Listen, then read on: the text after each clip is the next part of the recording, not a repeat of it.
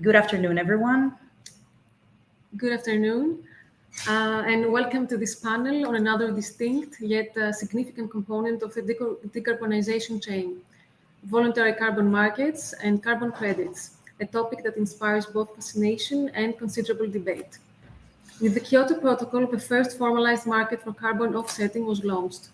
Kyoto created compliance mechanisms, and as a result, private actors began developing voluntary markets to meet climate objectives.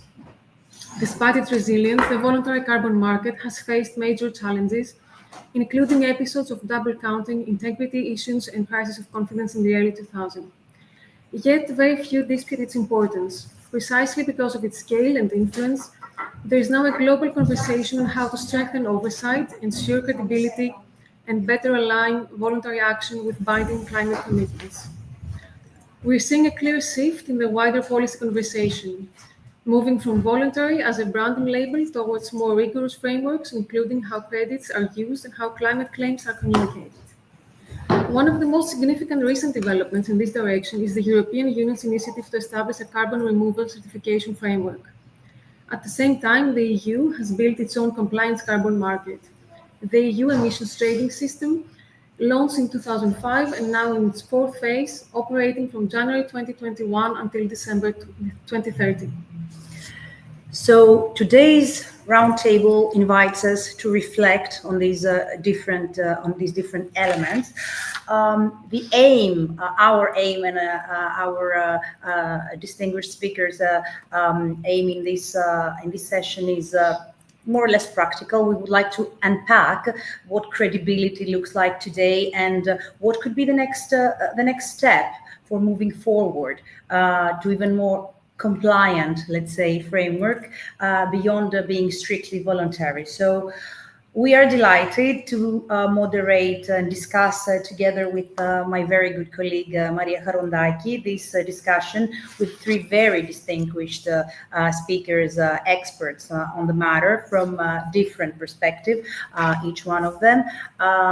So I would like to welcome to this panel Dr. Petros Varelidis, Secretary General of Natural Environment and Waters in the Ministry of Environment and Energy, a distinguished scientist, chemical engineer who has very vast experience from the Greek and the EU public administration. Christian Holzleitner, who is the head of unit of land economy and carbon removals at DG Klima of the European Commission, a truly key figure in the European Commission's DG Klima for anything that has to do with carbon farming, LULUCF regulations, and the whole CRCF project on voluntary carbon markets in the EU framework overall. And last but not least, the third lady of our company, Mary Gilmore-Maurer, who is the legal director at Verra, one of the most important private bodies, certification bodies on voluntary carbon credits, with a vast, more than 10-year experience in the area. So with this. With this, I would like to first of all thank all our distinguished speakers, and to get started, I will ask each speaker for a brief opening speech and presentation, and then we will move into an exchange of views. Should we have the time, hopefully we will. So with this, I would like to invite Dr. Mary Gilmore-Maurer to start with her speech. Mary. Thank you very much. It's really a great pleasure to be here today. I'm looking forward to also hearing from my fellow panelists, Petros and Christian, as well. This is such a key and critical conversation. I see that my presentation has kindly been put up as well. I'm going to take you through really today who Verra is, how it fits into the voluntary carbon market, what the voluntary carbon market is. I'm doing this for what I assume is an audience, some of whom may be very familiar, some of whom may be less familiar with carbon markets, and particularly the voluntary carbon market. We'll talk about kind of what a carbon credit is, what the kind of cycle is, how we look at that, how it is certified. And then I will go into some of the efforts to really push for an increase integrity and in carbon markets and the quality of credits that we are seeing, and really finish on a note of saying that we are moving from perhaps more fragmented towards more coordination, more collaboration, possibly towards integration with some of the newer mechanisms that we are now seeing, which is really exciting and really important. We are really at a critical juncture, and which is why I'm also so excited to be speaking to my fellow panelists as well after our presentations. Thank you. Next slide, please. So Verra was founded in 2007. It is a US-based nonprofit, and it is both a standard-setting company and body and an independent carbon crediting body, both for climate action projects and sustainable development projects. We are also a carbon and environmental asset registry, which is important. Not all carbon standards are also registries, but some of us are. So in that role, we really build standards for various activities, which include reducing deforestation, improving agricultural practice, but also to addressing plastic waste and certain criteria for achieving gender equality. We administer those programs to certify that these activities achieve a measurable high integrity outcome, including the carbon reductions or removals from those projects. And we, as the registry, issue verified carbon units. So those are the Verra version of a verified carbon credit. We call them VCUs. Next slide, please. So to get a sense of Verra's programs, we have our kind of flagship verified carbon standard, but we also have sustainable development standard, a climate, community, and biodiversity standard. We also certify jurisdictional nested RED projects where there is already a government scheme in place. We can nest projects within that, and a plastic waste reduction standard. And I want to just highlight this kind of this circle that there are.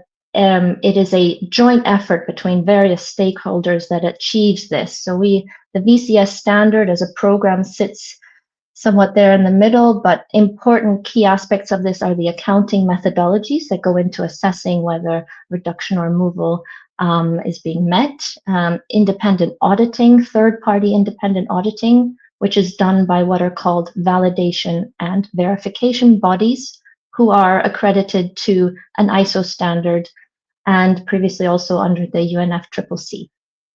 So these are key aspects, and what these all do together, including with the registry system, is that they create key aspects of high quality carbon projects. So we have to demonstrate additionality, we have to account for potential leakage. I appreciate that these are quite technical terms. And a big topic, of course, is to ensure permanence of removals and contribute to a buffer pool where that is appropriate to the type of project. Another key aspect is conservatively quantifying emissions reductions and removals. A key aspect, again, is continuous monitoring. That was a big topic at the recent COP, of course, as well. The independent auditing, and that we apply. So it's not just a matter of carbon accounting. It is also a matter of applying appropriate environmental and social safeguards in accordance with Verra's program rules. Next slide, please. This slide really just gives you an overview of what we do as the carbon registry, or the registry of the projects, which really holds all the key information and documents relating to the projects that have been certified under the Verra programs. So we track and manage the carbon emissions reductions and environmental assets. We facilitate issuance, transfer, and retirement, and at times also cancellation of carbon credits. And really what the registry does is allow organizations to register their activities to generate carbon credits and then to transact on them. Verra is not involved in the actual transactions. The credits reflected in the Verra registry can be bought and sold on carbon markets to offset emissions, of course. And we are a recognized platform for managing emissions in compliance with various international standards. Next slide. Quickly, this slide just to give you a sense of the geographic scale, but also, of course, importantly, the potential that we see here. We have over 3,400 active projects spanning 125 countries. And importantly, it is a healthy reflection of all different parts of the world. And I think emphasizes the importance of the contribution that various economies and regions can make to this. Next slide, please. So now what I want to talk about is really the VCM and its evolution. I think Maria and Sophia touched on this already briefly in the beginning. What we see, or at least from Verra's perspective, is a trajectory for carbon markets from what we might call individual policy pilots and private initiatives trying to fill sometimes various gaps early on, to now being a key economic part of the global fight against climate change, with what we see currently further integration and cooperation. So I think going back, if interested, I think we saw isolated examples of carbon projects as far back as the 1980s, but as already introduced, the carbon market concept on a more global coordinated basis really began with the 1997 Kyoto Protocol, by the establishment of the Clean Development Mechanism as one of its flexible mechanisms. And that really allowed developed countries to invest in emission reduction projects in developing nations to meet their own targets, and that created the first large-scale carbon crediting program. And it was really, I have to say, the CDM which established a lot of the key concepts that we talk about, like the development of methodologies for measuring, reporting, and verifying emissions reductions. And then voluntary standards really built on those CDM methodologies, but provided in some ways more flexibility, and addressed what has been mentioned, that increasing corporate interest in offsetting emissions outside of compliance obligations. So in the early 2000s is when those early or first VCM standards were launched, and the corporates who bought these credits wanted to voluntarily offset a portion of their emissions and also show leadership in corporate social responsibility. So in the 2 decades since carbon trading was introduced, in the Kyoto Protocol, the UN mechanism evolved into what we now have as a Paris Agreement, with new rules to govern international trading of emissions reductions. Cross-border emission adjustment introduced, of course, under Article 6 of the Paris Agreement, and we now have a new UN rulebook that took shape and is really impacting both compliance and voluntary carbon markets. And I really need to emphasize that these new developments that have taken some years to come to bear are really pushing us towards coordination with each other. I think that we need to continue on that trajectory, really. Next slide. And just kind of going back to basics quickly, because I know I'm using different terms again for audience. Voluntary carbon markets are regulated by independent standards like Verra through program rules and requirements, and they are used for mainly for voluntary corporate climate action. Again, many examples. I think there are over 50 now. Verra is just one of them. There's also Gold Standard, American Carbon Registry, Climate Action Reserve, Plan Vivo, Puro Earth, and many more, and growing, I think. And then compliance markets, of course, and Christian will be speaking to that more, is created by and regulated by governments. And those credits are used to achieve compliance with emissions caps. I think at the moment there are about 28 different compliance markets, but they cover different types of sectors. And again, lots of interest, government interest in that, of course, across the world. I think that initially, the voluntary market was seen or functioned actually as a kind of a stopgap for when governments either could not take action or governments' frameworks did not cover all the various sectors. But now the voluntary carbon market has become an established market in its own right. Next slide.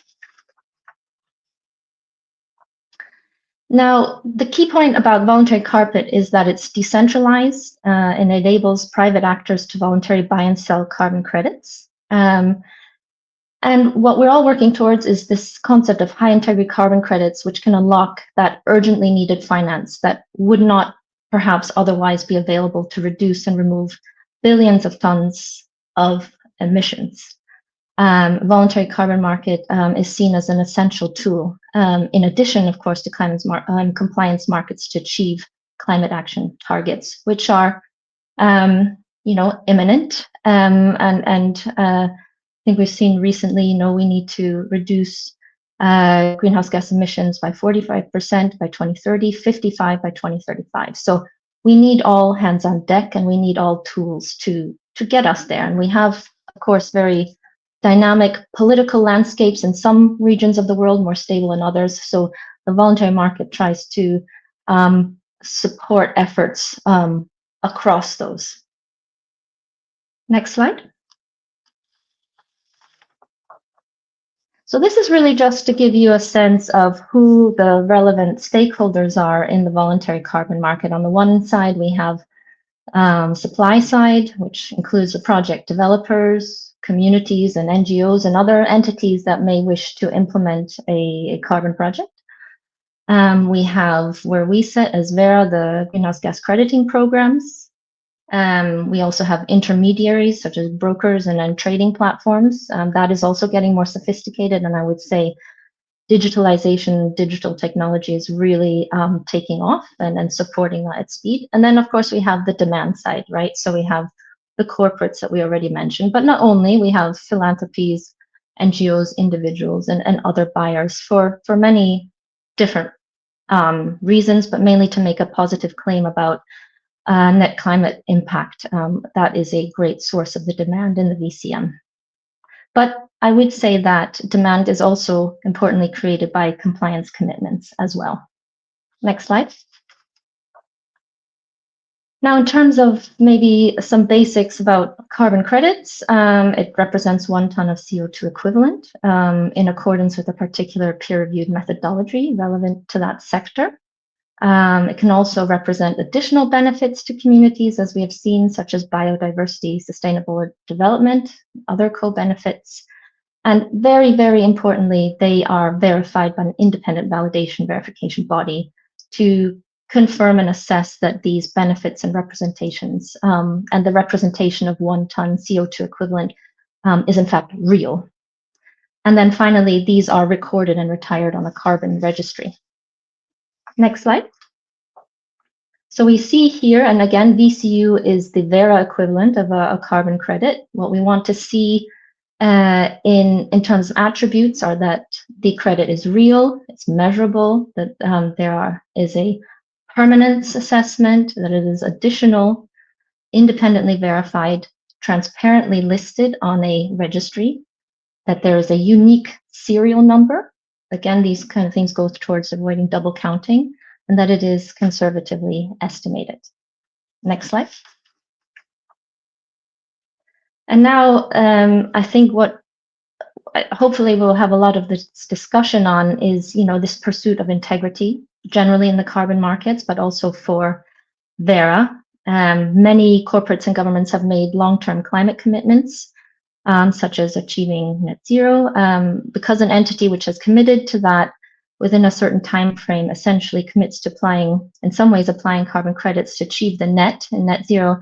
We are anticipating that the demand, especially for high quality, high integrity carbon credits, is going to grow to basically enable companies, but also governments, to meet climate commitments.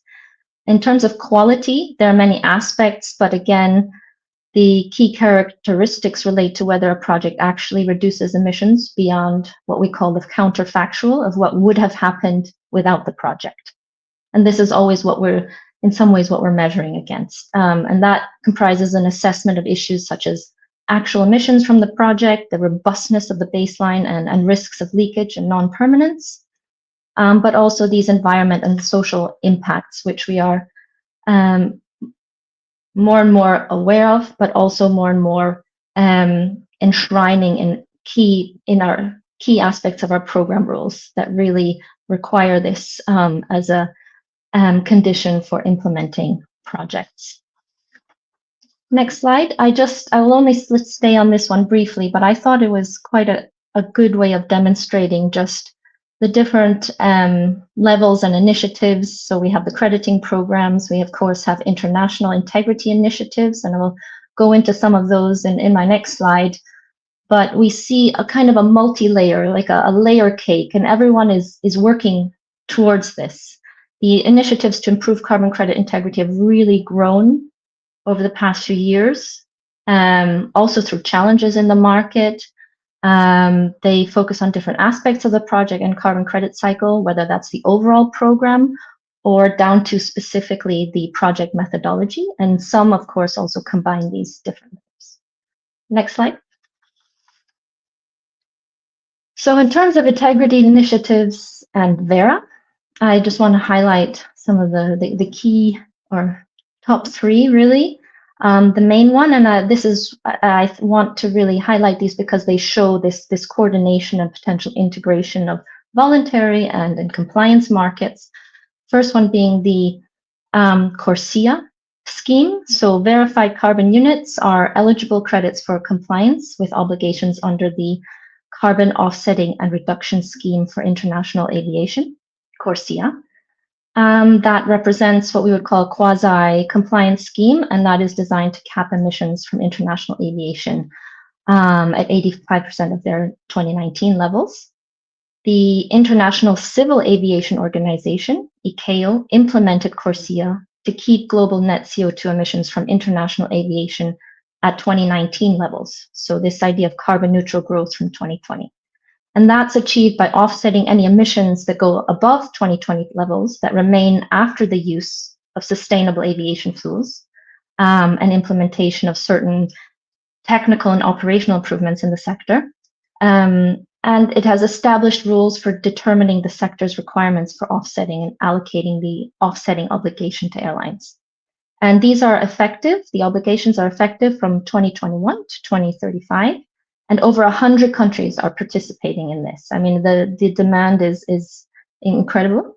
And that is in the current voluntary pilot phase. Verra has been approved both for the initial phases, including the voluntary phase, and has now been approved by ICAO for the mandatory phase. I think that really goes towards some of the coordination between the compliance markets and the voluntary markets, in my opinion. I think that we will see more of this, and hopefully the demand for these types of schemes will grow. We also have the ICVCM, of course, which is the Integrity Council for Voluntary Carbon Markets. That has the aim of, again, creating high integrity, scalable voluntary carbon market that can access capital, but apply the principles from regulated capital markets. So what they are, again, trying to bring the different approaches together. For example, they use standards that are similar to those in regulated markets, that being the core carbon principles. And they seek to establish a global benchmark for high integrity. And the purpose of the core carbon principles and the assessment framework by which standards like Verra are held is exactly this: to provide credible, rigorous, but also readily accessible means of identifying what is actually a high quality carbon credit. And in early 2024, the ICVCM approved Verified Carbon Standard Program, and which means that it's fully aligned with the detailed criteria of the core carbon principles. Again, it has also approved certain Verra methodologies. Importantly, what the ICVCM does, it also aligns with Article 6 under the Paris Agreement, which sets out the rules and guidance for countries to cooperate with each other to achieve national emissions reductions targets via carbon crediting, carbon trading between governments. Mary, I'm really sorry to interrupt there. Really sorry, because our next speakers have other engagements and we don't have too much time. Could everything you discuss is super interesting. Yes. If you could just speed up a bit and wrap up, because Christian actually would like to, should have already started. Really sorry for the interruption. No problem at all. I'm actually on my last slide, so it's no problem. I think that this is just key to emphasize that there are alignments and coordination between what we see as international perhaps more compliance-oriented frameworks and the voluntary carbon markets. So just to conclude, I think most would agree that we're at a critical juncture, but it's also a really exciting opportunity. We have to seize this in a coordinated way that doesn't leave any stakeholders behind, especially the communities that are most disproportionately affected by climate change. Thank you. Thank you very much, Mary, for this amazing overview.